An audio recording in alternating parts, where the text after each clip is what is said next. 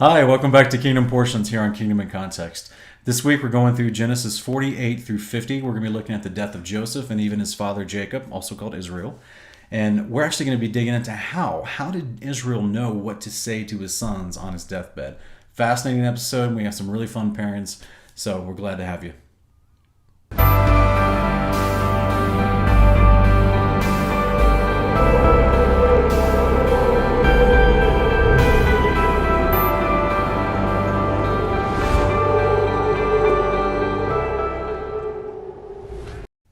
Hi, thanks for joining us here again on Kingdom Portions, here on Kingdom in Context. I'm Sean Griffin, accompanied by my incredible and lovely co-host. Hey guys, I'm Lindsay. Shabbat Shalom.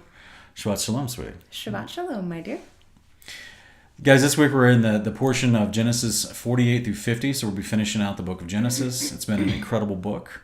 And we got some fun portions that we're going to be pairing up, not only from Joshua. I'm kind of excited because we rarely get into Joshua. Yeah. But we're going to jump into Joshua a little bit with one of our parents, as well as Ezekiel, Matthew, Jubilees, and even another apocryphal book, an extra biblical book that used to be in the canons, in the apocryphals. It's actually called the Testament of the 12 Patriarchs. So stick with us till the end. It's going to be a lot of fun, just simply because it's information that only validates what's in the canon. Right. And it used to be in some versions of Bibles. It just only recently was it removed.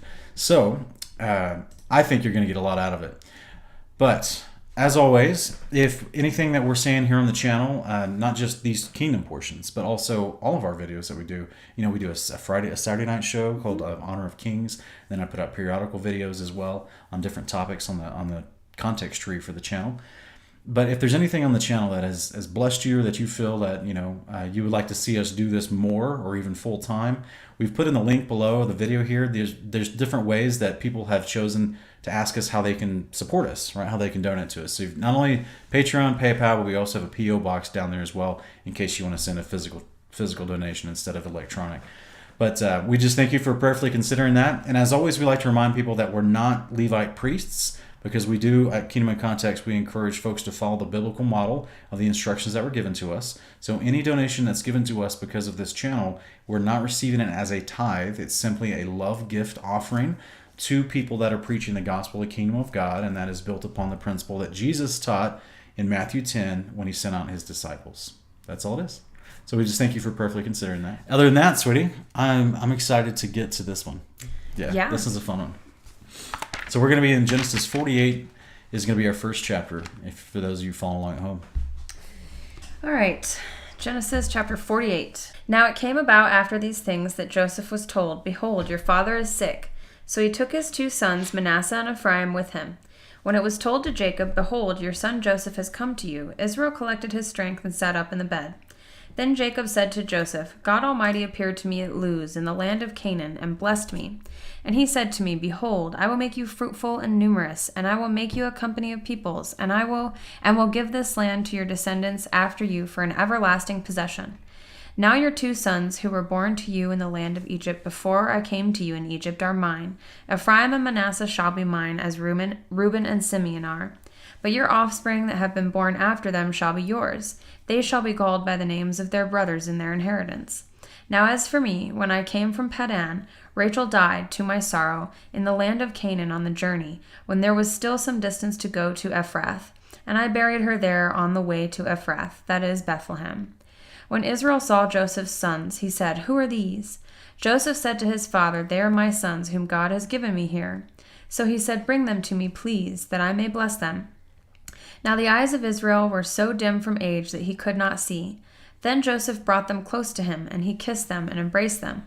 Israel said to Joseph, I never expected to see your face, and behold, God has let me see your children as well. Then Joseph took them from his knees and bowed with his face to the ground. Joseph took them both, Ephraim with his right hand towards Israel's left, and Manasseh with his left hand towards Israel's right, and brought them close to him. But Israel stretched out his right hand and laid it on the head of Ephraim, who was the younger, and his left hand on Manasseh's head, crossing his hands, although Manasseh was the firstborn. He blessed Joseph and said, The God before whom my fathers Abraham and Isaac walked, the God who has been my shepherd all my life to this day, the angel who has redeemed me from all evil, bless the lads, and may my name live on in them, and the names of my fathers Abraham and Isaac, and may they grow into a multitude in the midst of the earth. When Joseph saw that his father laid his right hand on Ephraim's head, it displeased him, and he grasped his father's hand to remove it from Ephraim's head to Manasseh's head. Joseph said to his father, "Not so, my father, for this one is the firstborn. Place your right hand on his head."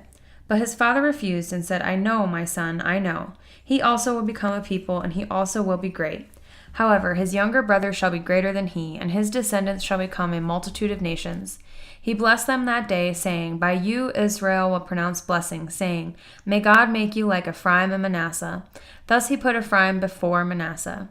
Then Israel said to Joseph, "Behold, I am about to die, but God will be with you, and bring you back to the land of your fathers. I give you one portion more than your brothers, which I took from the land of the Amorite with my sword and my bow." Thank you, sweetie. Sure. Okay. Interesting turn of events. A little bit of a plot twist from Joseph's perspective, right? He puts his two boys up before his dying father, and his dad. It's just like, it's like playing Twister with the blessing. And we see that Manasseh is kind of, he doesn't get the bigger portion of the blessing, which I think is interesting.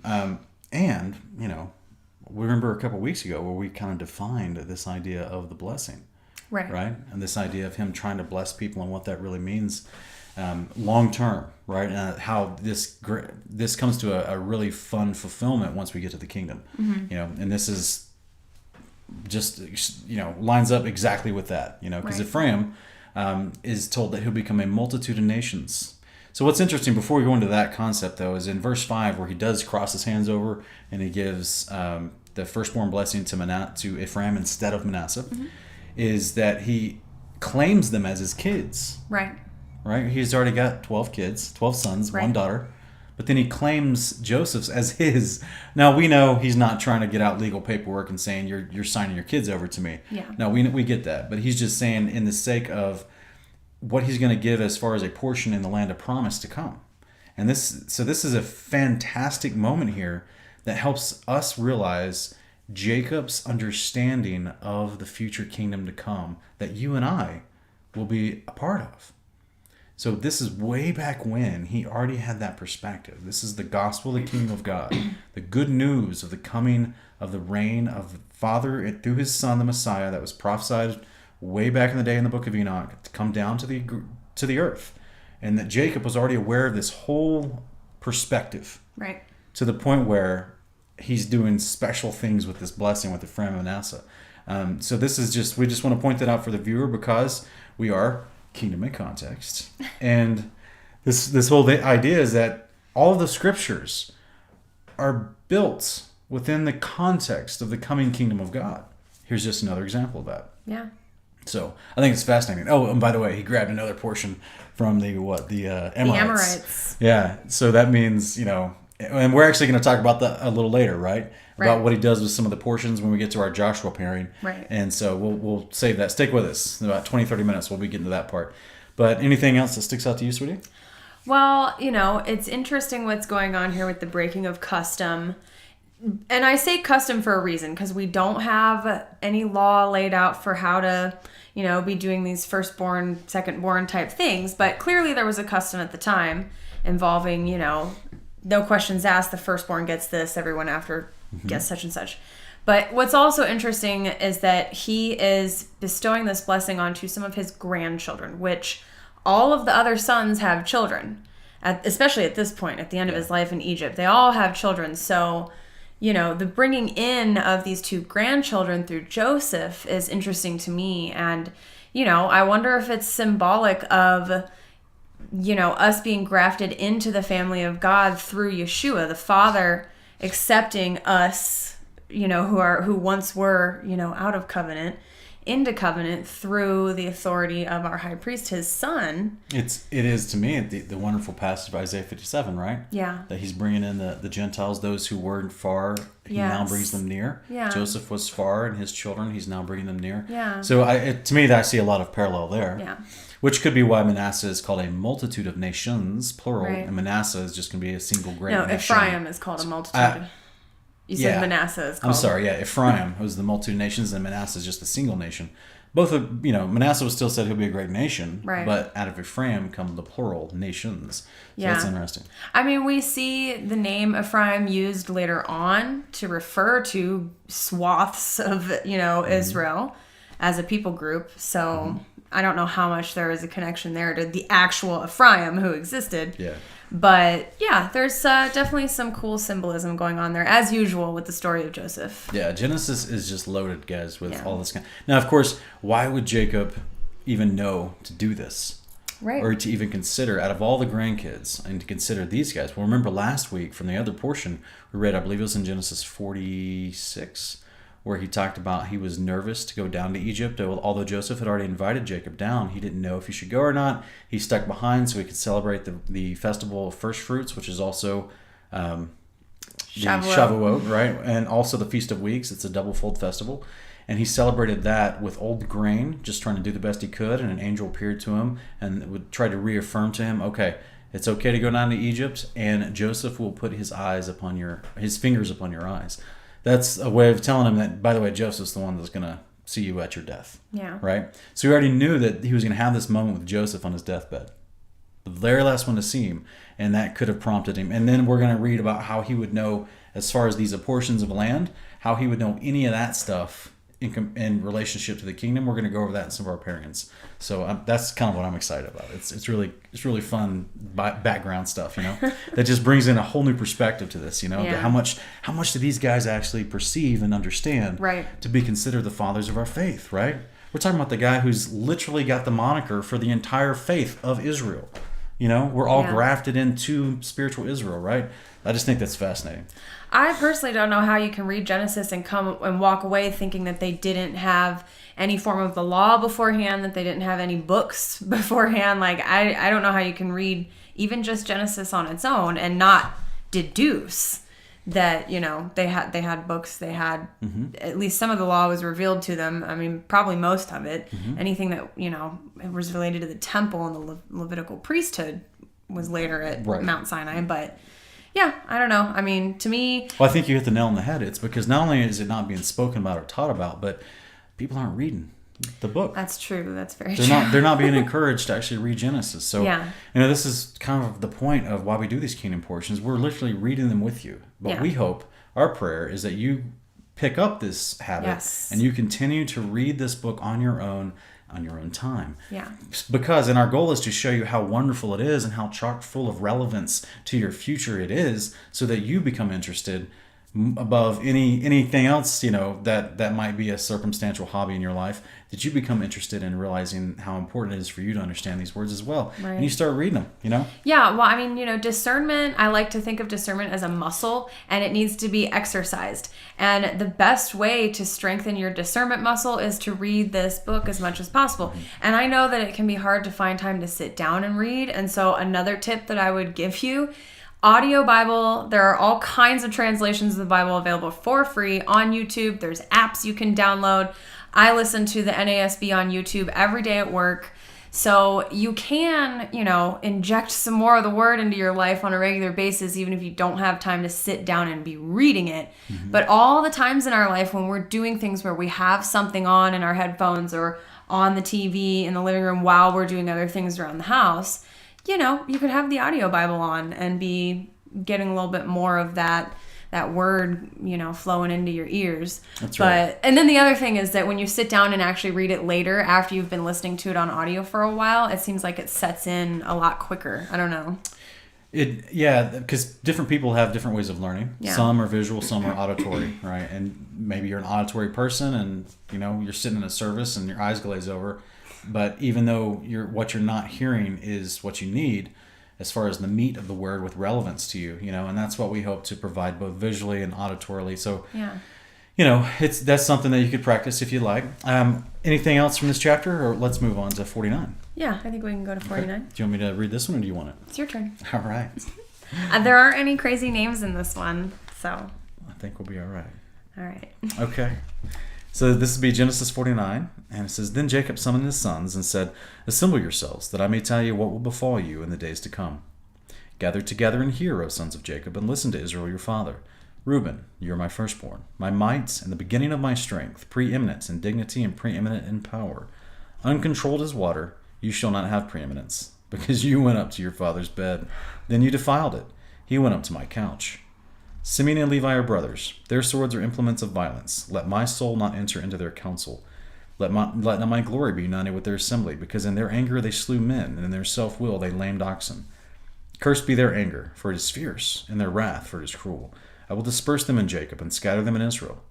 Judah, your brothers shall praise you. Your hands shall be on the neck of your enemies. Your father's sons shall bow down to you. Judah is a lion's whelp, and from my prey, my son, you have gone up. He couches, he lies down as a lion, and as a lion he dares rouse him up. And as a lion, who dares rouse him up? The scepter shall not depart from Judah, nor the ruler's staff from between his feet, until Shiloh comes, and to him shall be the obedience of the peoples. He ties his foal to the vine, and his donkey's colt to the choice vine.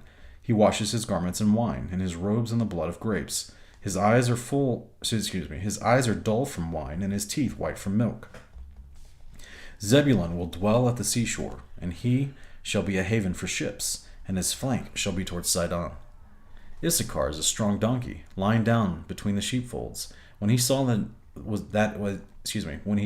a resting place was good, and that the land was pleasant, he bowed his shoulders to bear burdens, and became a slave at forced labor.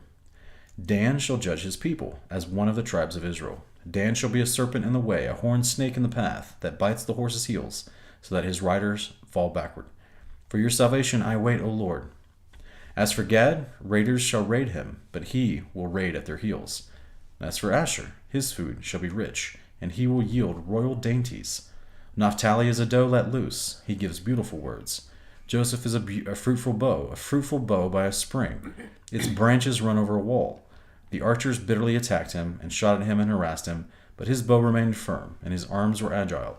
From the hands of the mighty one of Jacob, from there is the shepherd, the stone of Israel, from the God of your father who helps you, and by the Almighty who blesses you, with blessings of heaven above, blessings of the deep that lies beneath, blessings of the breasts and of the womb, the blessings of your father, have surpassed the blessings of my ancestors, up to the utmost bound of the everlasting hills. May they be on the head of Joseph, and on the crown of the head of the one distinguished among his brothers. Benjamin is a ravenous wolf. In the morning he devours the prey, and in the evening he divides the spoil. All these are the 12 tribes of Israel, and this is what their father said to them when he blessed them. He blessed them, every one with the blessing appropriate to them. Then he charged them and said to them, I am about to be gathered to my people. Bury me with my fathers in the cave that is in the field of Ephron the Hittite, in the cave that is in the field of Machpelah, which is before Mamre, in the land of Canaan, which Abram bought along with the field from Ephron the Hittite for a burial site. There they buried Abraham and with his wife Sarah, and there they buried Isaac and his wife Rebekah, and there I buried Leah, the field and the cave that is in it, purchased from the sons of Het. When Jacob finished charging his sons, he drew his feet into the bed and breathed his last, and was gathered to his people. All right. Yeah. Okay, so many of you may be thinking what we thought. Jacob says, let me gather you together. I'm going to tell you what's going to befall you in the last days. That was verse 1, right? Mm-hmm. He's on his deathbed. He gathers his 12 sons. He says, I'm going to tell you what's going to befall you in the last days. He then goes through each son and says something to each son, and then he ends it with, I have blessed you with a blessing that's appropriate to you. And a lot of the things we read, sweetie, didn't sound very blessing-like. No. No, not at all. No. It didn't sound very much, describing what befalls everyone in the last days. Nope. It's like we're missing a huge part of the conversation. In Genesis? In Genesis. No. Yeah. The book that's abbreviated, apparently, as we're finding out through our studies, that because it's encoded, I keep trying to remind people this, and if you've never looked into the actual Hebrew letters behind the text of Genesis, there's an encoding in there that I'll just let you study that on your own. We may do another video on it at some point in the future, but yeah, the words are placed there for a reason, and so things are summarized, stories are summarized in the book of Genesis for a reason, and so I just think it's fascinating that he's going to tell them, he announces the meeting that I'm going to gather them together to tell them what's going to befall them in the last days. Well, you're like, wait a minute, what? First of all, it didn't seem like he said anything to that regard. Right? Not at all. No, it doesn't. And then you're like, wait a minute, but why would you even get to make that claim? How would you even announce that to have that knowledge that you're going to tell all your sons what's going to happen to them in the last days. Stick with us until we get to our pairings later, because we're actually going to go over that concept, which is it's wonderful, right? How he even would have access to this knowledge, and it supports an apocryphal extra biblical book that we feel should maybe intentionally has been hidden from the body of believers because it helps fill in so many of these plot holes, just like this, and now it's been hidden from the modern body of believers here in what we would call Christendom, like the Catholic Christendom, all the way up to the Protestant Reformation and the Bibles that have been used in that vein. Mm-hmm. But yet there's an earlier than the Catholicism, right? Earlier Eastern Orthodox group of people from Ethiopia that are descendants of Levites that have had a Bible with their own collection of scriptures in it that has this apocryphal book that we're going to read from later that helps us fill in the plot holes that we just read in Genesis 49. Right. They've always had it. They've had it for over 2,000 years. So they never had a question about Genesis 49 or where Jacob could have had this information received from. So I just think just stick with us and we'll talk about it here in a little bit. What else in this passage seemed to stand out to you? A lot stands out, and I think that's probably why we'll probably go over this chapter in a bit more detail when we get to it in the cycle next year. Because for right now, we're sticking with the flow of, talking about the kingdom, talking about, some of the back context to how Jacob has this information, things like that. I think one thing that we will point out, and we've talked about this before, but here we're finally at the chapter, that we have referred to, this seeming condemnation of Simeon and Levi that seems to come from Jacob. So, you guys, if you guys have been following our portions, you've seen our other episodes where we've specifically talked about what Simeon and Levi did in Shechem and how that was righteous judgment. And Jacob... If they were following the instructions of God's Torah, his law. Jacob himself had a problem with all of that they did. God did not have a problem with it, and that is why Levi was blessed with the priesthood. It was specifically because of what he did in Shechem. So what we have to remember here is not everything spoken out of the mouth of a person in the Bible is God speaking. In this case, this was Jacob's personal opinion of what had happened in Shechem. And all this time later, it appears he still is somewhat resentful about it. As a quick point of clarification, just in case people didn't fully understand what she's getting at, is that we believe everything in here is the Word of God. Right. But even within the storyline, there's people in there that have part of the story is us seeing their opinion on things. Right. Right? Just like we see people lying in the story from one character to another. We know that the lie is not what God's encouraging us to do. Right. We're just taking the context of what's being said from the story. So as we've already pointed out, like she was saying, that episode, Sweetie, was called Why Did Levi Kill All the Men at Shechem? I think it was like 2-3 weeks ago. Yeah. So... just to clarify, the reason that I said that about that particular verse is because people use that verse to then go on and teach that God condemned what Levi and Simeon did in Shechem. And God did not condemn that. He actually rewarded them for that. Yeah, so. And we see that in Malachi too, as the father re-explains the covenant he made with Levi because Levi was upright. Yeah. And as we already talked about in previous portions, just as a quick reminder for them if they haven't seen those, Jacob was moving in fear during those events that happened with Dinah, and these men had transgressed to the point of raping his daughter. He was going to let that go. Yeah. And he was going to let this guy named Shechem have his daughter after he'd raped her. So this is against Torah on 3 different levels, guys. This is Jacob, and this is just us revealing to him some of his personality flaws, right? Some of his character flaw, of the fear that he was moving in, and that fear is announced at the end of that story when he's mad at Simeon and Levi for taking vengeance on all the men of Shechem. Yeah. So the point is, just like we read back in a few episodes back, where Isaac was going to bless Esau, even though Esau didn't have a heart for the father. Right. And that's why Abraham had to tell Rebekah to go in and make Jacob, be presented as Esau so he can get the blessing, because that was a character flaw we saw within Isaac, right? So the whole point of this is that in spite of these frail men, just like we're all frail, we all have issues, we all have problems. These men and their own character flaws, the father is still accomplishing what he needs to get done. Right. and he's still rewarding those who keep his ways and his upright judgments. So that's what he does with Levi in that event. And do you want to just real quick mention the 3 levels that it was breaking Torah? You said it's breaking it on 3 levels. So we have letting the rape go. Right. But we also have him... He was going to marry his daughter off to people he's not supposed to marry his daughter to. That's right, to a Canaanite. Yeah. Yeah, so that was another thing. What's the other one? Well, it's just the fact that he was going to allow for the transgression of Shechem to go unpunished. Right. Right. He was going to allow the kidnapping. Remember, because he kidnapped her. Yes, that's right. He just didn't take advantage of her physically and then let her go back home. Yeah. He literally kidnapped her. And then kept her captive. And then Jacob was allowing her to be held captive. Was that in Deuteronomy 21 or... I can't remember exactly where that is, but yeah, that's a clear violation of Torah. You can't kidnap people. Yeah. So, but the big glaring one is he was going to let his daughter marry Canaanites, and that's, that was a big one. Big time no. Yeah, so there was 3 different ways that Jacob was failing to keep God's instructions. Simeon and Levi stepped up and did it, and then Jacob was in fear both before and after the event, and that's where we're getting referenced here on his deathbed. Is he was saying, and by the way, if you look up the actual, in the original...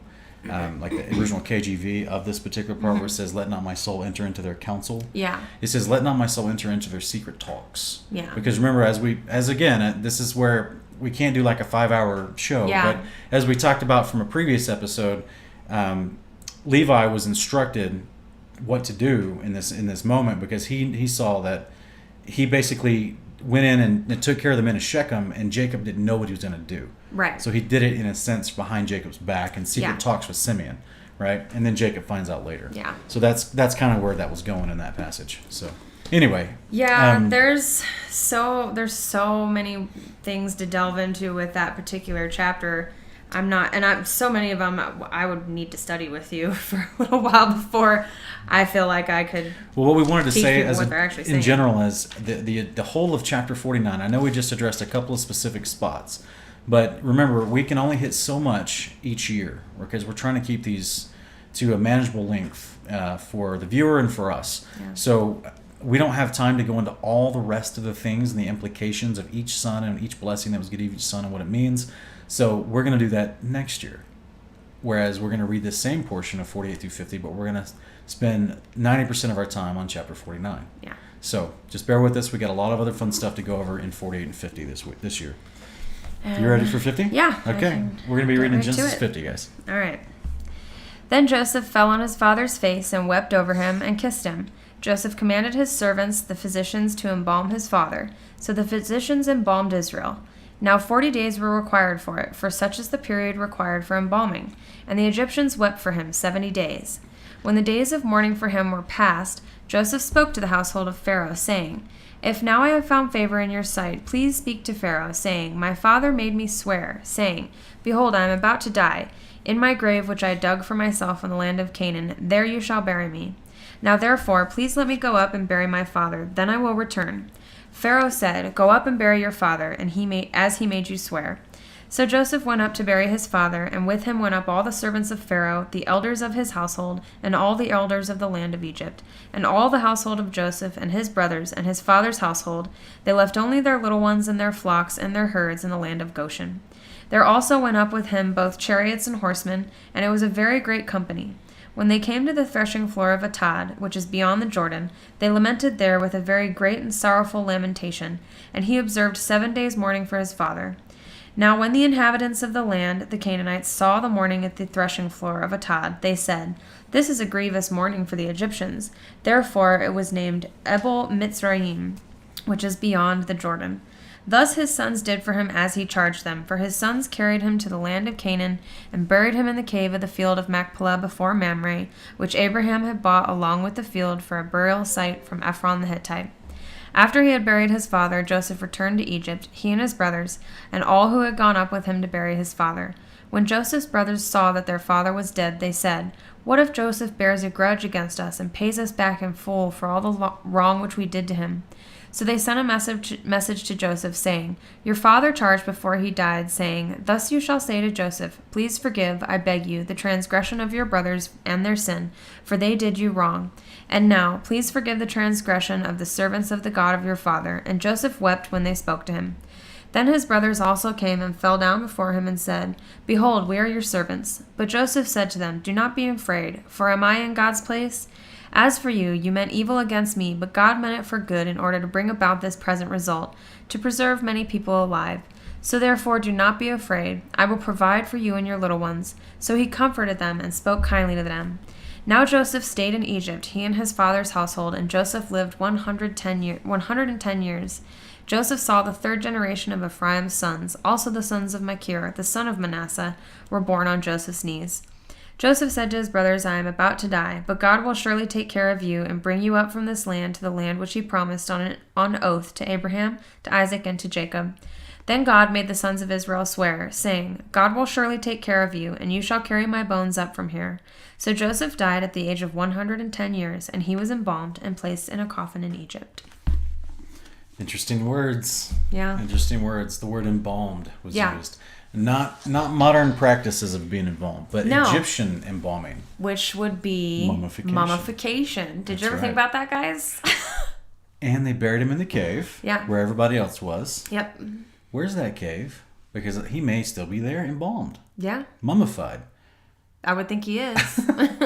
That's wild, guys. That is wild. Yeah. And who knows? I mean, that could be part of the long-standing deceits of the enemy is to try to, change the names of towns, demolish some towns through war, reorganize things, to try to cover up this cave wherever it was in this territory so that no one could try to excavate it. Right. Because you may have literally on display the body of Jacob, Israel, and Rebecca, and Sarah. Everyone but Rachel would be in there.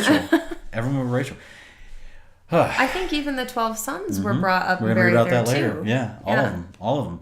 So talk about a testament to the validity of the Bible. Yeah, talk about confirmation. Is it any wonder why they're, all up in that land over there? That's right. Constant messing warfare, everything up. constant territorialness of, this is my land. And, because they don't want anyone to, in my opinion, there's a lot of things they want to happen, but they would never want this cave to actually be discovered. Yeah. Which I think is fascinating because it would testify everything. Yeah. Everything. So, anyway, that's fascinating, guys.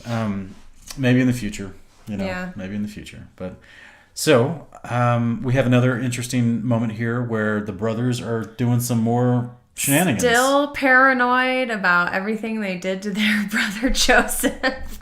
All this time later, they've got the choicest land in Egypt. They've lived there how long with Joseph now? 17 years after they moved down there, before Jacob dies. Yeah. They're living there. Joseph is interacting with them. He's already told them, I forgive you, showing graciousness. You can have the best of the land. They can their herds and families are flourishing. And then Jacob dies, and they're like, oh, wait. Yeah. Now, what if now's the moment that Joseph's been waiting for to get vengeance on us all this time? It's like, guys, and yet again, we see the fruits of the Spirit. Joseph is just so loving. He's like, don't fear, don't worry, just lay off the peyote. Jeez. The paranoia is running rampant in the land of Goshen. Like, it's enough. Anyway, so maybe, who knows? To me, but it's fascinating that they actually have to construct a letter. Right. So that they can act like Jacob wrote it before he died. Yeah, it makes you wonder if Jacob was ever told before his death, ultimately, I don't know what the brothers did to Joseph. It seems like they might have kept this, all of them. It seems like they all kept this as a secret from Israel the whole time.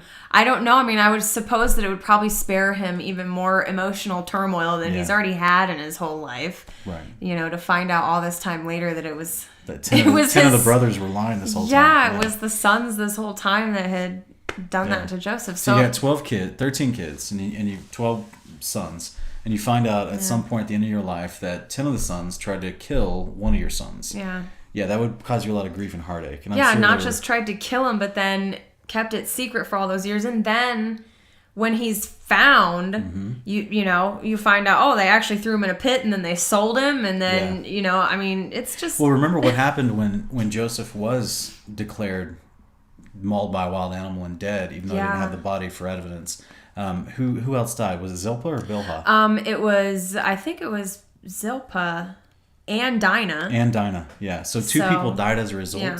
And this was what we talked about in Joseph and the Day of Atonement a couple episodes Yeah. ago. So there was huge implications to them lying about what happened to Joseph. And yeah, I don't think they told Jacob until he died. How do you broach that conversation? Like, how do you, just over dinner one night, like, hey, by the way, Dad. Yeah, and imagine... We've been lying to you for 40 years. And imagine Joseph, every time they come around Joseph, or every time Joseph comes around, they're thinking he's going to tell him. Yeah. He must have told him. Look at the way Dad looked at us. Did he think he told him? Does he know? Yeah. Did he find out? And you just have like Jacob running in, throwing sandals at all of them, just rapid fire sandling. Yeah. Anyway. You guys will understand that. We'll get to that later. When we get to the house the house with one sandal idea. Yeah, I'm not sure if we'll talk about that here, but no, it's gonna be like 6 months from now. in a later episode. Yeah. When we get to that part of the Torah portion. But anyway, so the famous passage, verse verse 20 or something, where he talks about what you guys meant for evil, God meant for good, just to keep many people alive. So Joseph, in his benevolence as a leader, as a brother, in his fruits of the Spirit, he's still trying to reassure the brothers. Look, I know what you guys did. You wanted to kill me, but what you guys meant for evil, the Father meant for good, and look what's happened. Right? And what a parallel that is to Yeshua's own death. What people back then truly meant for evil. Yes. Backfired on him a bit, to say the least. Absolutely.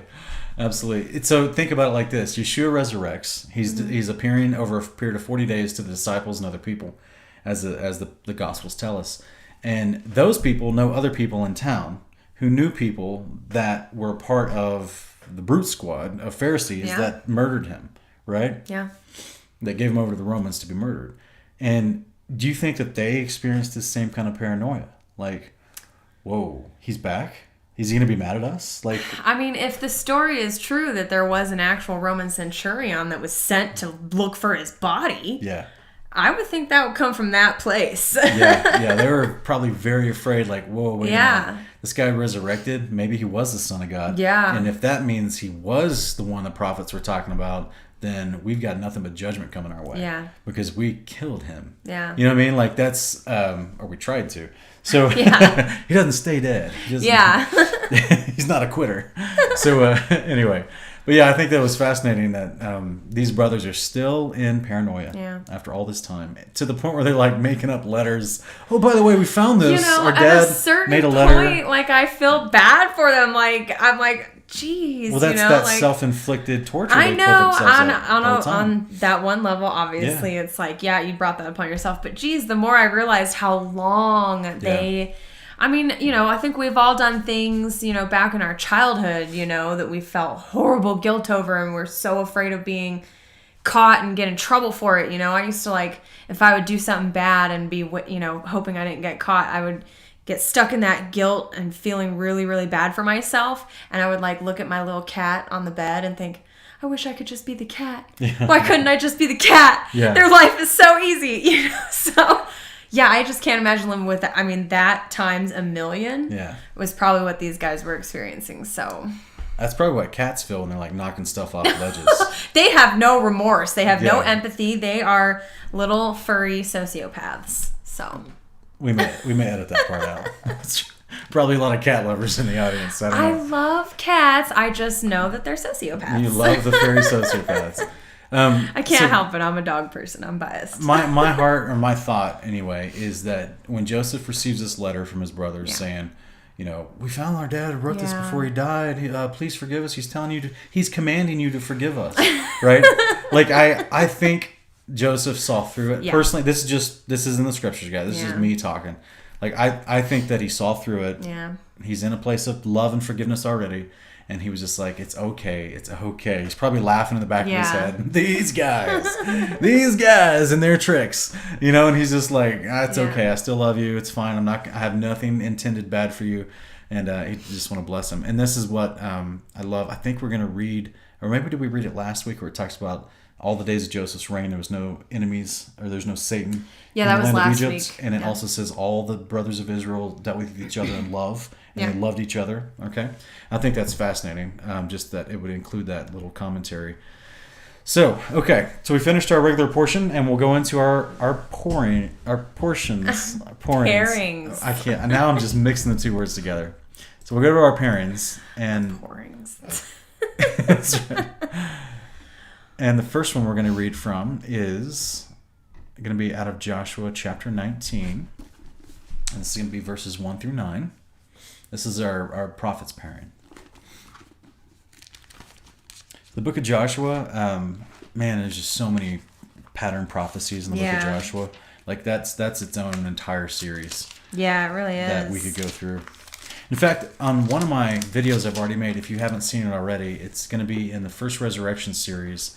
I believe it was in First Resurrection, The Last Trumpet. I think it was that as part 2 of the First Resurrection series on my channel. I actually go over the Battle of Jericho in the book of Joshua and how many symbolic layered prophecies are built into that to the coming of the Lord, the return of our Messiah on the day of the Lord. So go check that out if you want. It's a lot of fun. All right, we're doing 1 through 9? Yeah, 1 through 9. Then the second lot fell to Simeon, to the tribe of the sons of Simeon, according to their families, and their inheritance was in the midst of the inheritance of the sons of Judah. So they had as their inheritance Beersheba, or Sheba, and Molada, and Hazar Shual, and Balha, and Ezem, and Eltalad, and Bethuel, and Hormah, and Ziklag, and Beth Markaboth, and Hazarah Suah. Oh, I think this was actually supposed to be your reading. And Beth Lebaoth, and Shah Ruhen, 13 cities with their villages. Ain, Ramon, and Ether, and Ashan, 4 cities with their villages. And all the villages which were around these cities as far as Baalath Beer, Ramah of the Negev, this was the inheritance of the tribe of the sons of Simeon according to their families. The inheritance of the sons of Simeon was taken from the portion of the sons of Judah, for the share of the sons of Judah was too large for them. So the sons of Simeon received an inheritance in the midst of Judah's inheritance. Okay, thank you, sweetie. So the reason we paired that up, guys, is because remember we read back in Joseph's quote blessings to Simeon and Levi where he said, and you will be scattered amongst Israel. Okay?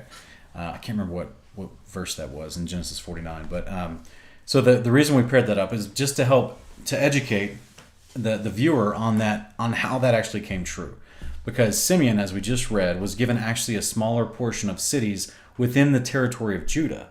So he didn't get his own big portion like all the other brothers, and even like their new quote-unquote brothers, Manasseh and Ephraim, right? Who got their own big portions. They got like, some Airbnbs inside of Judah. You know what I mean? So like they, a little bit bigger than that. But the point is, they didn't get their own, and so over time, they actually got assimilated into Judah, which that's why they're kind of, according to most historians, kind of lost, right? To the whole genealogy down the line because, and they lost a lot of people, by the way, in the Exodus. In the book of Numbers, if you actually count in Numbers chapter 1, how many people were counted in the tribe of Simeon till after all the bad things happened in chapter 25. Yeah, a lot less of them. From Korah's rebellion to chapter 25 and the plague that hit, and all the different things that go on throughout to get to the point of chapter 25 of Numbers, they lost like 26,000 people, and they only had 45,000 to start or something like that. Like they just lost a ton of people, and all the other tribes were doing great. I mean, they weren't. So not just that, but the fact that the portion of land they were given in the days of Joshua was already a part of Judah. Right. So they were kind of scattered into the nations, literally. And then we've got, of course, Levi is given the same type of concept because his portion, they were given all the city. Was it 48 cities? I think it was. Yes. They were given. We read about that in Deuteronomy in our portions there, and then as well as the sanctuary cities. But these 48 Levite cities were scattered throughout all the tribes. So they were literally priests. Scattered. You're right, because each tribe needed a priest to go to for all of their obedience to the commandments. So they're literally scattered, and that's how that worked out. Our next pairing that we want to go over real quick is Ezekiel 8, verses 5 through 18. And so let's jump into old Ezekiel, because he's amazing. Or as some people want to call him, Ezekiel, but we're not from the South, so. Okay, guys. So this is Ezekiel chapter 8, starting in verse 5 through 18. It says, "And then he said to me, Son of man, raise your eyes now toward the north. So I raised my eyes toward the north, and behold, to the north of the altar gate was this idol of jealousy at the entrance.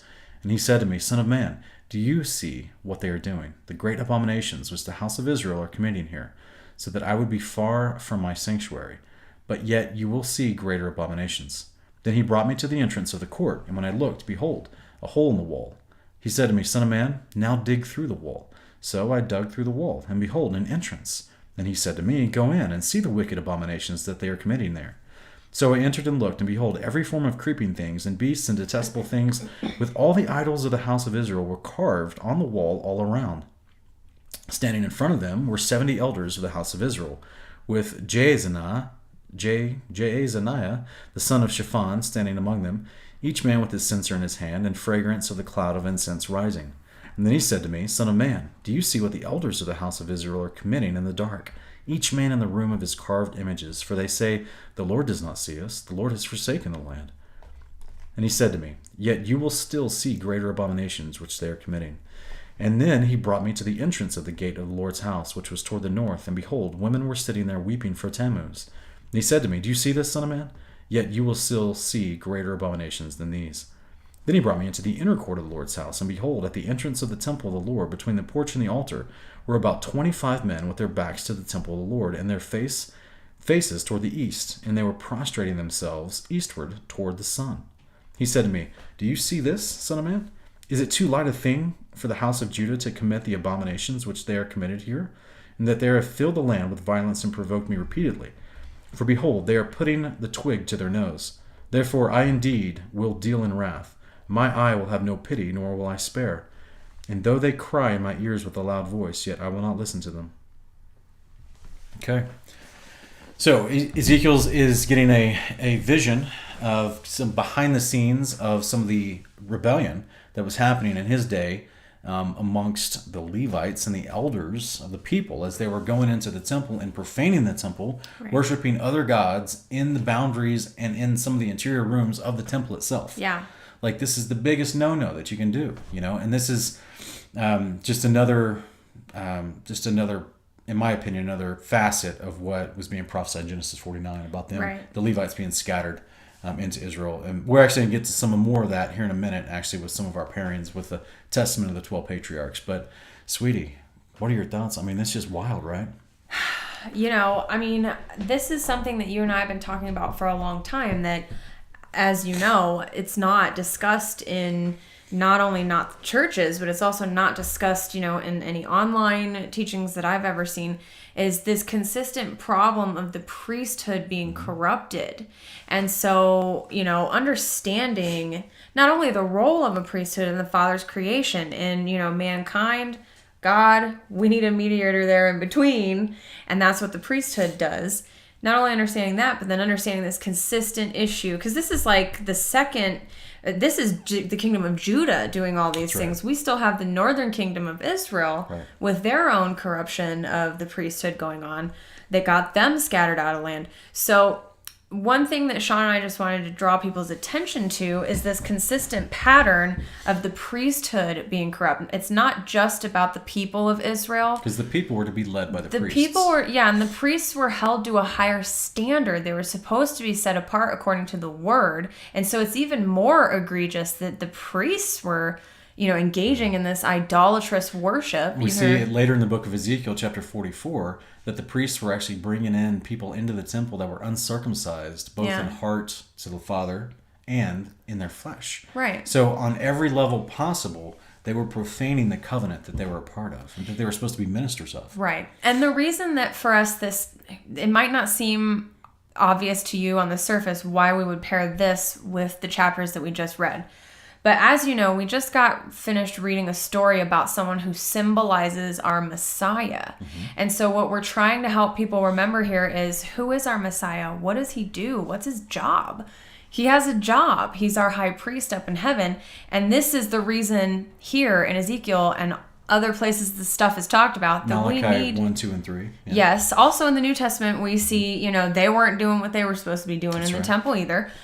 Different offenses than what we see here in Ezekiel, going on in Jesus' time, but still offenses nonetheless. Still not following the commands of God. This is what we want to help you guys understand, is why we need a high priest.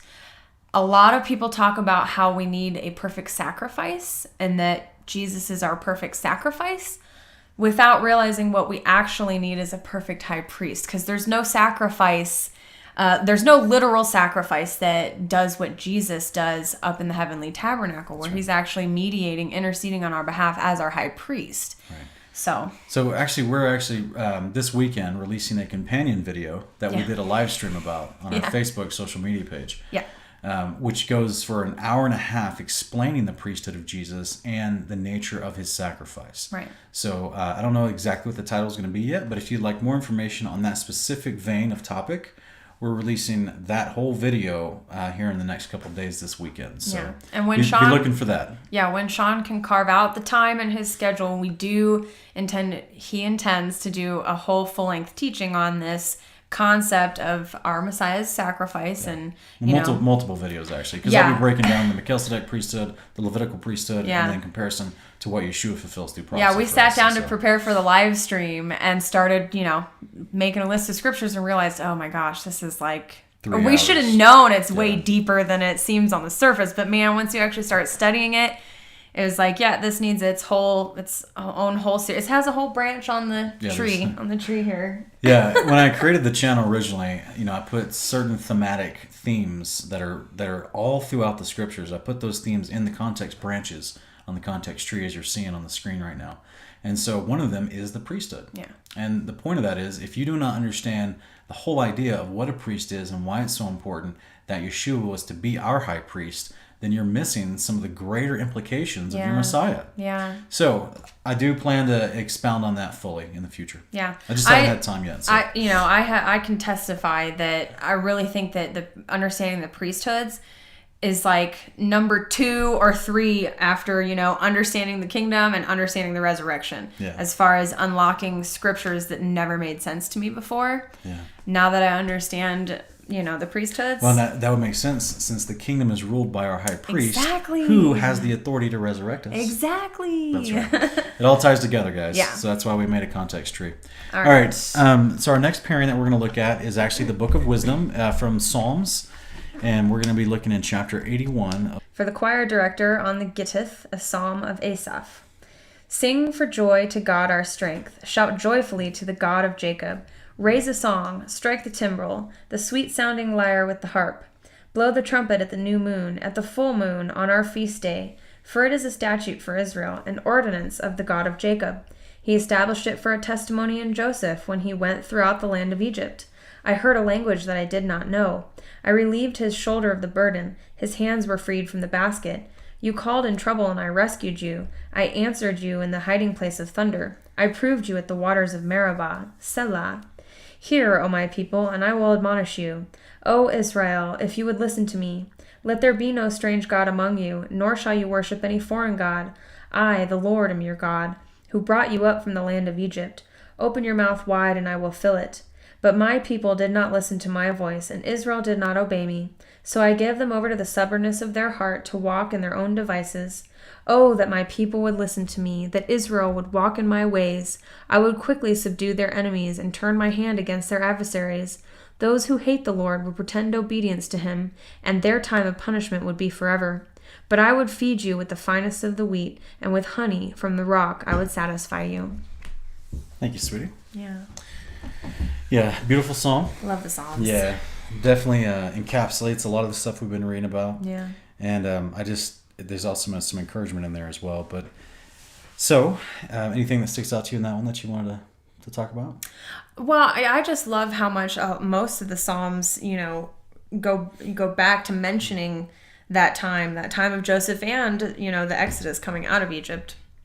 So, I think it speaks for itself, unless there's anything you want to say about it. No, it's good. We can move on to our Brit pairing here in Matthew. And so we're going to be reading out of Matthew 23 and then verses 34 through 36. So it says here, "Therefore, behold, I am sending you prophets and wise men and scribes. Some of them you will kill and crucify, and some of them you will scourge in the synagogues and persecute from city to city, so that upon you may fall the guilt of all the blood shed on the earth, and from the blood of the righteous Abel to the blood of Zacharias, the son of Berechiah, whom you murdered between the temple and the altar. Truly I say to you, all these things will come upon this generation." Okay, The reason why we included that was because it's Yeshua reprimanding the Pharisees for their behavior, talking about how they killed the prophets, right? People that were trying to actually uphold the commandments and remind the people to keep the commandments. So much so, they participate in this behavior over a long... So this is the Yeshua revealing what most people already knew, but revealing and explaining the corruption within the priesthood. Yeah. Right? Because this is the whole... Why he mentions Zacharias was John the Baptist's dad, who was a priest who was killed between the porch and the altar. And this is where you had these other high priests that were come in that were kind of leaning towards Roman influence, right? Therefore, they were teaching this Judaism commands, which were not the commands of Yahweh. They were adding to the Torah. They were adding to the instructions and confusing the people, which is what Jesus called a burden on the people, right? Yeshua referred to the commands of the Pharisees as a heavy yoke, and then he referred to his commands, which are the commands of Yahweh, as a light burden or an easy yoke.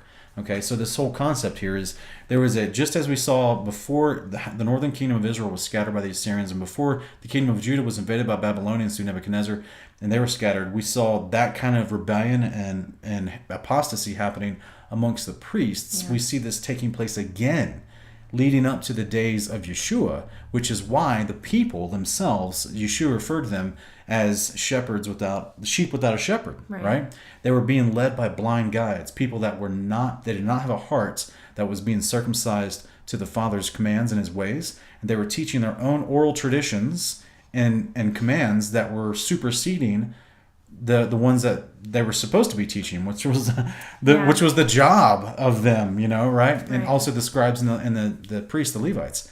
So there's this heavy influence of watering down the truth of the word and teaching man's opinion instead of that truth, and therefore the people were confused. And this is why so many of them had struggled to accept Yeshua, right? Because they didn't have a clue. The priesthood had already been attacked, so to speak. So they didn't have a clue about what they would even recognize as the Son of Man, which is why you have these unique conversations, right? Where you have people come up to you and saying, we've heard the Son of Man should be like this. Yeah. And other people come up saying, well, we've heard the Son of Man should be like this, right? And then you even got people like Nicodemus, who was supposed to be a teacher of Israel, which was the role of a Levite priest. And he's saying he didn't even understand the resurrection, right? Which is like a central concept within the faith of the covenant. So Yeshua has to reprimand him in John chapter 3. So this the whole point just reveals to us through these subtle conversations that the interaction people with Jesus during the Gospels that the priesthood was still under attack. Therefore, he came to fulfill the role as the Messiah, to be anointed high priest through the fulfillment of prophecy, and they didn't even know what they were looking at. Yeah. So they're deceived, right?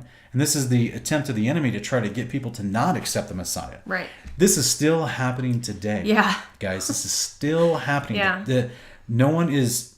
Okay, so let me just back up. The enemy does not want you to understand the concept of the priesthood all throughout Scripture, what it means to you, why you need it, how the Father uses it in His law and His instructions, and how it's going to provide for your resurrection on the day of the Lord. So when people say that the Torah is done away with, they don't even know what they're talking about, because then that means they're throwing out the priesthood as well, which means they've negated the whole purpose for Yeshua to be resurrected and made our high priest. Right. So this is ignorance that people are talking about. They don't even know the background and the context of the story that leads up to their salvation and resurrection on the day of the Lord. So this is why we're trying to provide, with fervor and zeal and passion and love for everyone that's watching, we're trying to provide context to the story so you can understand your walk with the Father better, and your Messiah, who was glorified unto your high priest, you can understand him better to love him all the more. Yeah. Because the enemy is constantly trying to get you to ignore that fact. And then therefore you only know a part of the story of your Messiah. Right. So well, have you ever asked yourself why you need to confess your sins to him? Right. I mean, if 1 John 1:9. Yeah. If he just had to come and die and that covers all your sins, then why do we still have a process of confessing those to him? Yeah. It's the priestly process. That's right. So just... Yeah, in the book of Hebrews, there's many, many passages where he's declared our high priest. And it's all over the place. Yeah. It's all over the place. And there's a reason for it. So this is why we're trying to bring to light, if we can. Right. All right. Some of our extra biblical parents we want to run into real quick is Jubilees, chapter 32. And in this one, we're going to be reading verses 17 through 29. And so I'm going to pick this one up real quick. And so here it says, And the Lord appeared to him by night, and blessed him, and said unto him, Your name shall not be called Jacob, but Israel shall they name your name. And he said unto him again, I am the Lord who created the heaven and the earth, and I will increase you and multiply you exceedingly. And kings will come forth from you, and they shall judge everywhere, wherever the foot of the sons of men has trodden. And I will give to your seed all the earth which is under heaven, and they shall judge all the nations according to their desires. And after that they shall get possession of the whole earth, and inherit it forever. And he finished speaking with him, and he went up from him. And Jacob looked till he had ascended into heaven. And he saw in a vision of the night, and behold, an angel descended from heaven with 7 tablets in his hands. He gave them to Jacob, and he read them, and knew all that was written therein, which would befall him and his sons throughout all the ages. And he showed him all that was written on the tablets, and said unto him, Do not build this place. Do not make it an eternal sanctuary. Do not dwell here, for this is not the place. Go to the house of Abraham your father, and dwell with Isaac your father, until the day of the death of your father. For in Egypt you shall die in peace, and in this land you shall be buried in honor with the splendor of your fathers, with Abraham and Isaac. Fear not, for as you have seen and read it, thus shall it be. And do you write down everything as you saw and read? And Jacob said, Lord, how can I remember all that I've seen and read? And he said unto him, I will bring all things to your remembrance. And he went up from him, and he awoke from his sleep, and he remembered everything which he had read and seen. And he wrote down all the words which he had read and seen. And he celebrated there yet another day, and he sacrificed thereon according to all that he had sacrificed on the former days. And he called its name Addition, for this day was added, and the former days he called the feast. And thus it was manifested that it should be, and it was written on the heavenly tablets. Wherefore it was revealed to him that he should celebrate it, and add it to the 7 days of the feast. And its name was called Addition, because that it was recorded amongst the days of the feast days, according to the number of the days of the year. Okay, so the reason why we paired this, guys, there's so much fun stuff in here. There's 3 things that we want to talk about in this short pairing. For one, just as a point of context, this is Jacob, and in the previous part of the chapter, he's celebrating the Feast of Tabernacles, okay, which is also called Sukkot. And in this part, he's just calling it the feast. Back in Genesis 14, it was already called, Jubilees, either Jubilees 14 or Jubilees 17. It's already called the Feast of Booths, Feast of Tabernacles. That Abraham was the first one to keep it. So this is the context to help us understand what it's meaning when it says he calls it the feast. So, in addition to that, just as a setting of what we're looking at here, Jacob is keeping the Feast of Tabernacles. And he has a vision, and in this vision, this angel drops down with 7 tablets and says, read these things, because this is going to be what's going to befall you and all your sons throughout all the ages. Now, that's exactly what we read in Genesis 49:1, where he gathered his sons to him and said, I'm going to tell you what's going to befall you guys throughout to the last days, right? So, and then, of course, we're looking at Genesis 49, and we're saying, well, he didn't really go into all that. Yeah. You know, what's going on there? This is the moment validated from Jubilees of why he would even say that. How he would know. How he would know that, right? So literally the Father told him that information through an angel from heaven. And he then has to write all this stuff down, right? So that he can pass it on. We read at the end of this chapter, he gives that book to Levi. Yeah. So that means Levi is going to know what's up this whole time. Yeah. And all the brothers. He told them all. Yeah. I'm sure he read it all to them. So, and then another thing I just want to talk about here is also the concept of the addition. So this is where he adds another day onto this 7-day festival of tabernacles. And this is a unique part of Jubilees because it actually gives us information that Genesis, Exodus, Leviticus, Numbers, and Deuteronomy does not give us. Right. When it comes to this celebration on the 8th day, the day after the end of Feast of Tabernacles. Now, Exodus 24, I believe it's verse 38, it says, and at the end of the year, at the feast of the you want to celebrate the feast of the ingathering. Mm-hmm. But it doesn't tell you what day. Right. It doesn't tell you what month. It just says the end of the year. Okay. Leviticus 23, it tells us in the 7th month, after you celebrate Sukkot, you want to keep the 8th day as well. But it doesn't quite explain everything. Right. Then in the book of Numbers, Numbers 29. It then gives every day of the Feast of Tabernacles, all the sacrifices they were doing, day 1, 2, 3, 4, 5, 6, and 7, and then it adds on, and also on day 8th, do these as well. Yeah. Right? And this is also a Sabbath, and you shouldn't do any work on this day, and remember to keep this one as well. And it's the Feast of Ingathering, right? So it doesn't tell us why. It actually doesn't even call it the Feast of Ingathering in that moment, but it just tells this is what you do on the 8th day. So you'd have to be very, very, very diligent to line up Exodus, Leviticus, and Numbers, and then just assume that's the same thing it's talking about. Whereas here, it's explained to us why we keep an 8th day right after the 7-day festival of Sukkot. And it's because of this moment where Jacob is told all this wonderful stuff. Yeah. And how interesting is it? Because if you look, sweetie, up here in verse 19, he says, and, the father is telling Jacob these promises, right? He says, I will give to you, to your seed, all the earth which is under heaven, and they shall judge all the nations according to their desires. And after that, they shall get possession of the whole earth and inherit it forever. Yeah. So we're not talking just about the promised land at this point. We're talking about, people always ask us, sweetie, what happens after the millennial reign? Here you go. Right there. It's right here. Jacob was told what would happen throughout all the ages, right? That will befall him and his sons throughout all the ages. And in this concept here, we're looking at, okay, so not just is he going to get the kingdom of God as a possession, since he already knew that information. He's also getting information about what's going to happen forever, after the millennial reign. And as a result of this information, he adds an 8th day feast.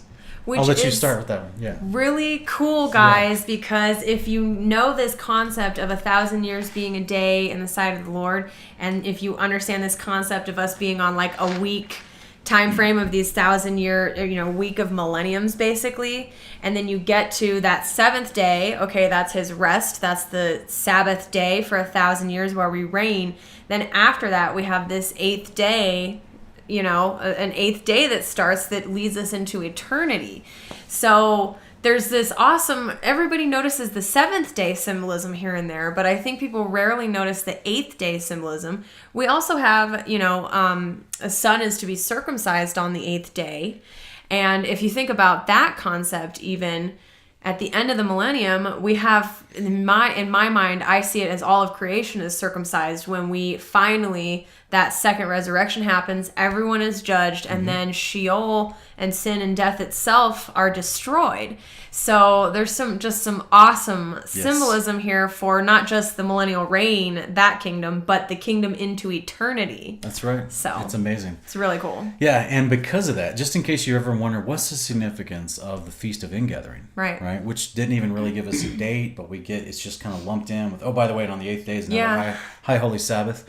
We get the explanation, guys. Yeah. And it was so important that Jacob made another whole additional Sabbath because of it. You know what I'm saying? Which is fascinating. Also, in this, the third thing we just want to briefly mention, in this pairing that we're looking at, the angel says to him, oh, by the way, everything you saw and read, write it down. But don't build this place that you saw and everything you just saw and read. Don't build this place. This isn't the place. This isn't the place for the sanctuary. He was shown the sanctuary of God. He was shown the temple of God that Moses was actually patterning the one on the ground after in heaven, right? On Mount Sinai. Yep. So it's fascinating because Jacob gets excited and he's like, I want to build this here. Yeah. Let's do this, right? And the angel's like, no, this isn't the time. Not for you. You're not the person. This isn't the place. And but I'm just showing you everything, right? Yeah. Because what does Jesus say? The master doesn't tell his servants his business, but his family, his sons, right? He tells them his business. I can't remember the exact. Remember the exact moment. Quite the paraphrase, my love. Yeah, it is a paraphrase. I can't remember the verse off the top of my head, but this is what we're seeing happening in this covenant moment with the father and Jacob, is because he's showing him all of his future business, and it's amazing. It's amazing. Okay, we gotta keep moving real quick. So we're gonna read Jubilees 46 1 through 11. All right, Jubilees 46 here, it says, and it came to pass that after Jacob died, the children of Israel multiplied in the land of Egypt, and they became a great nation. And they were of one accord in heart, so that brother loved brother, and every man helped his brother. And they increased abundantly and multiplied exceedingly 10 weeks of years, all the days of the life of Joseph. Then there was no Satan nor any evil in all the days of the life of Joseph, which he lived after his father Jacob. For all the Egyptians honored the children of Israel all the days of the life of Joseph. And Joseph died, being 110 years old. 17 years he lived in the land of Canaan, and 10 years he was a servant, and 3 years in prison. And 80 years he was under the king, ruling all the land of Egypt. And he died, and all his brethren, and all that generation. And he commanded the children of Israel before he died that they should carry his bones with them when they went forth from the land of Egypt. And he made them swear regarding his bones, for he knew that the Egyptians would not again bring forth and bury him in the land of Canaan. For Macmaran, king of Canaan, while dwelling in the land of Assyria, fought in the valley with the king of Egypt and slew him there, and pursued after the Egyptians to the gates of Iman. But he was not able to enter, for a new king, had become king of Egypt, and he was stronger than the former. And he returned to the land of Canaan, and the gates of Egypt were closed, and none went out, and none came into Egypt. So Joseph died in the 46th Jubilee, in the 6th week, in the 2nd year, and they buried him in the land of Egypt. And all his brethren died after him. And the king of Egypt went forth to war with the king of Canaan. In the 47th Jubilee, in the 2nd week, in the 2nd year, and the children of Israel brought forth all the bones of the children of Jacob, except for the bones of Joseph. And they buried them in the field in the double cave in the mountain. And most of them returned to Egypt, but a few of them remained in the mountains of Hebron, and Amram, your father, remained with them. And the king of Canaan was victorious over the king of Egypt, and he closed the gates of Egypt. Okay, so what's interesting about this is not only do we get some political upheaval that's going on, expressing how things were really good during the days of Joseph, but then immediately turmoil takes over when he dies. And you've got wars being fought, different things happening. But what I think is fascinating, like we already mentioned earlier, is all the 12 sons, were except for Joseph. So 11 of the 12 sons were taken, their bones were taken to this cave where all the other patriarchs were buried. And it says some of them stayed behind. Right. Which is interesting. And at the very end there where it says, and Amram, your father, that's Moses' father. Yeah. So again, the whole narrative of Jubilees is the angels are speaking to Moses throughout the entire book of Jubilees, giving him all this instruction on Mount Sinai, explaining to him all the Torah that they're given, all the instructions and laws are given to him. They're explaining to him the backstory about where all this stuff came from. Right. So Moses is getting an in-depth history lesson in addition to the lesson on the commandments, right? Yeah, I mean, how many people have read through the book of Exodus and wondered, well, where did that king come from that didn't know Joseph? Exactly. That escalated quickly. Yeah. It didn't escalate quickly. It was through this whole, this warring of the king of Egypt with the king of Canaan. And so there was a totally new king that came on the scene that didn't know or care anything about Joseph. And I think Exodus 1 just makes a brief statement saying a new king rose up who didn't know Joseph and he started oppressing the Hebrews. But there was even more backstory to that. Right. And so I just think it's fascinating that, what's even more so is that you have the father of Moses. Now, this doesn't mean he stayed there his whole life because we know that Moses was born in Egypt. But it's interesting to me that you have the father of Moses actually stayed in the land of Canaan. Right. Why would he even do that? Yeah. Unless he knew everything that was being expressed from this information that Jacob had received. Right? So if they passed that information on to his descendants, and then all of them as they multiply over a few hundred years, you know what I'm saying? Even to the point where he tells them, don't take my bones out of here until we all go forth. Right. You see what I mean? And Joseph probably also had the wisdom to understand his role in Egypt was so incredibly important. And he knows how the Egyptians treat their dead. Yeah. So most likely Joseph probably had his own fancy tomb and everything, mini Pharaoh style. And so it would make sense that they probably wouldn't have been allowed to take his bones out of Egypt at that point. That's right. So, because they're probably huge ceremony for his death. Yeah. And, I mean, all of Egypt wept for him for 70 days. That's true. That's a pretty big deal. That's a big deal. Yeah. All right, guys. Our next last pairing that we want to talk about real quick is from the Testament of the 12 Patriarchs. Okay, now, just as a real quick introduction to this book, it's an apocryphal book. Used to be in many of the canons. It was actually also in an Armenian Orthodox canon in 1666, and it is dated back to the 2nd century BCE, just like many of the apocryphal books. I personally suspect that this is one of the books that Ezra, the prophet Ezra, that he restored because he was a scribe. So he restored a whole bunch of books, and about the Second Temple period when the exiles returned from Babylon. And so I personally suggest that this is one of them that he restored, but ultimately it's an apocryphal book that has been in canons in the past. It's fascinating because it's so literally cool. The deathbed conversations of each of the 12 patriarchs. Yeah, it's so cool. We don't have time to go into every single one of them, but we chose the deathbed conversation of Levi, the priest, and what he's talking about as he has gathered all his sons to him and is explaining to him in great depth. Not just his life, but the future as well. And talk about messianic prophecies, guys. Oh, man. If there was ever an apocryphal book that you would want to take out of the canon so that people didn't understand the Messiah, my goodness, this thing is full of Messiah prophecy. It's amazing. Truly amazing. Okay, real quick. And this is going to be in chapter 10, verses 1 through 5. It says, "Now therefore observe whatsoever I command you, children. For whatsoever things that I have heard from my fathers I now declare unto you, and behold, I am clear from your ungodliness and transgression, which you will commit in the end of the ages, against the Savior of the world, the Messiah, by your acting godlessly, deceiving Israel, and stirring up against it great evils from the Lord. And you will deal lawlessly together with Israel, so that he will not bear with Jerusalem because of your wickedness. But the veil of the temple shall be rent, so as to not cover your shame, and you shall be scattered as captives among the Gentiles, and shall be for a reproach and for a curse there. For the house of the Lord, for the house which the Lord shall choose, shall be called Jerusalem, as it is contained in the book of Enoch the righteous.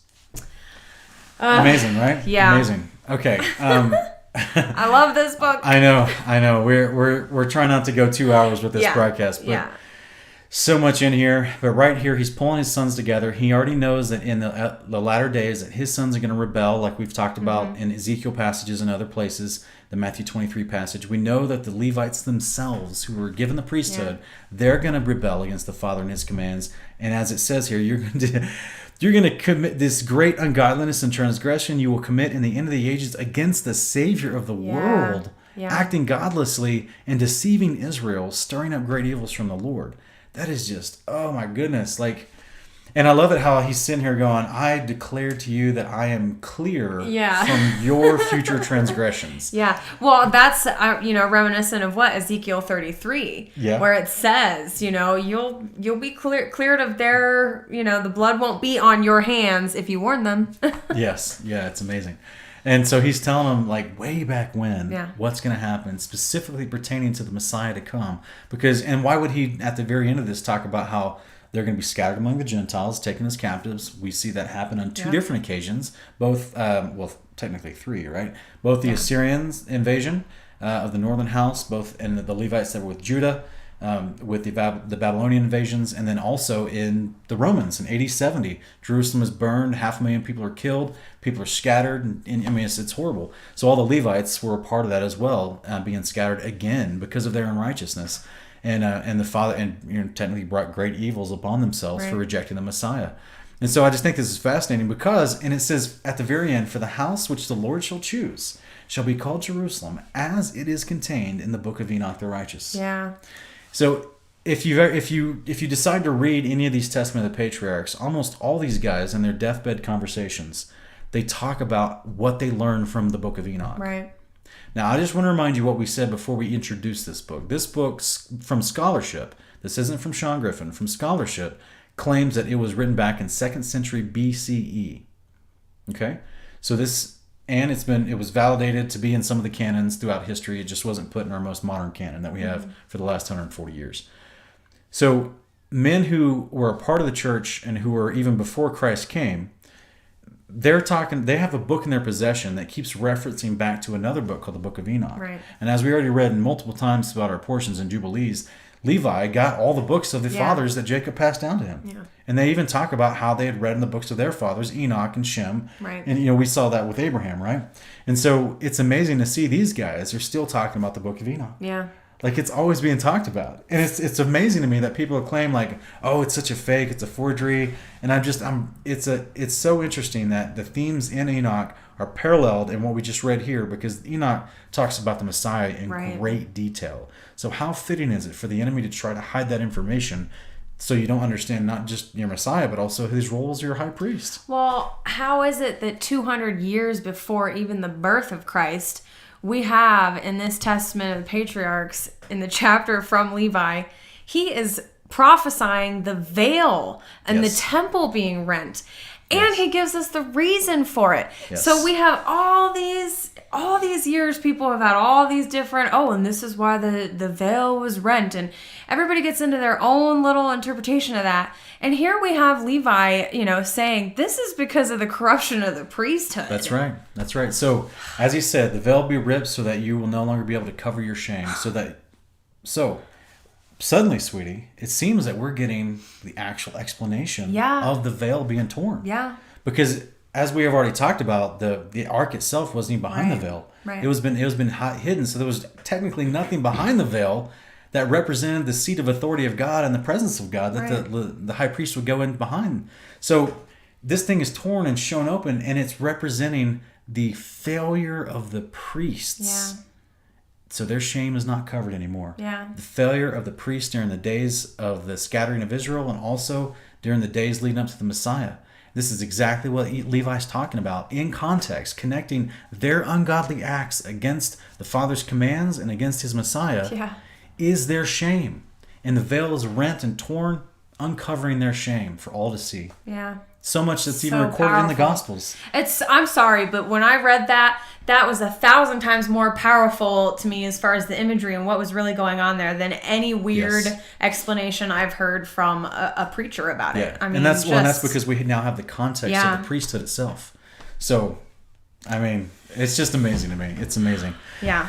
So encouraging. Very excited. This has been a great portion. And guys, you can find a copy of that book at the same website that we get what we read Jubilees from, and I'm pretty sure it's at asutapigrapha.com, but the one we're actually reading from tonight is called earlychristianwritings.com, and they've got the text of those. It's translated by R.H. Charles, same guy that translated back in the early 1900s the Book of Jubilees and the Book of Enoch and many other apocryphal works. And it's available in audio form on YouTube as well. Yes, so I love my audiobooks.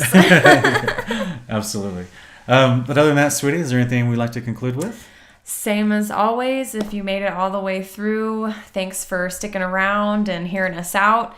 And as you know, our heart on this channel is really just to help other people comprehend his word to the point where they can actually teach it to others and also deal with any objections, any questions, anything like that. And to do that, you got to have the context. And you know what we say here, context creates comprehension. You can't comprehend this book if you're just reading things totally out of context. Exactly. And we appreciate you guys, and you can come find us on Facebook. And if you have trouble finding us on Facebook, let us know in the comments and we'll give you a link to our profiles. That's right. And so tonight, for us to understand to comprehend some of what we read in Genesis 49, we needed to understand more about the priesthood, right? More about what happened in Jacob's life as well, as far as how he knew this information. And then when it came to the actual priesthood, the context helped us really dig deeper and understand the Feast of Ingathering that's mentioned in Exodus, Leviticus, and Numbers, as well as how that pertains to the future kingdom and also to the priesthood. And then further in context of how we're going to understand the veil and why it was torn upon the death of Yeshua, we get from understanding the priesthood even more. So this whole concept, guys, this is what we want to try to provide. All right, so people will be completely knowledgeable about the word that from their Father that they've chosen to believe and follow after in discipleship and faith. And that's our goal for you, that you would continue to read the Bible on your own. And, we hope to see you back here next week as we just continue digging in. We get to start Exodus next week. Yeah. It's going to be pretty amazing. So one book closer to Leviticus. That's me these days. Yeah, I know, right? Yeah, and that's the way we feel about it. Because we're basically just ramping up to the priesthood explanation. So anyway, guys, we thank you for joining us. You're welcome to put your comments and questions down below. And like I said, if this blessed you, there's ways to donate to this ministry, and we appreciate you for it. So we'll see you next week. Shabbat shalom, guys. Bye, guys. Have a good week.